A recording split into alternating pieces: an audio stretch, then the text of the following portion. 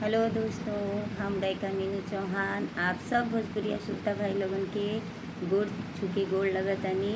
तो रउआ लोग कैसे बनिया। हमार आप लोगन के शुभकामना बा कि रउआ लोग हमेशा स्वस्थ रही, मस्त रही, व्यस्त रही और भगवान भोलेनाथ के आप लोगन पर कृपा बनल रहे। तो आज सावन के पहला सोमवारी बा। तो रउआ लोग के बीच में हम आप लोगन के एगो बाबा भोलेनाथ को छोटा सा गीत सुनाए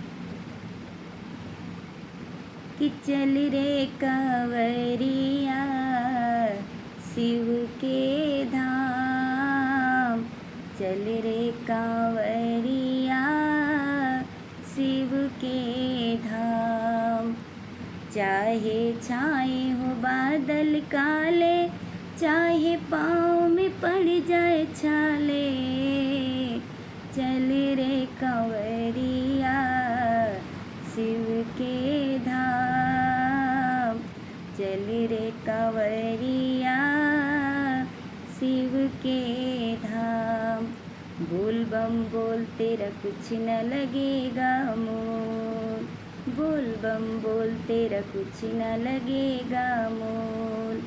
चल रे कांवरिया शिव के धाम, चल रे कांवरिया शिव के धाम।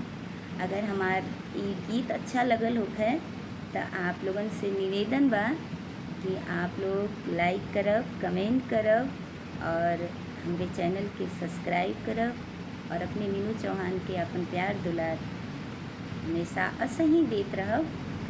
तो आप लोगन पर बाबा भोलेनाथ के कृपा बनल रहे। हर हर महादेव।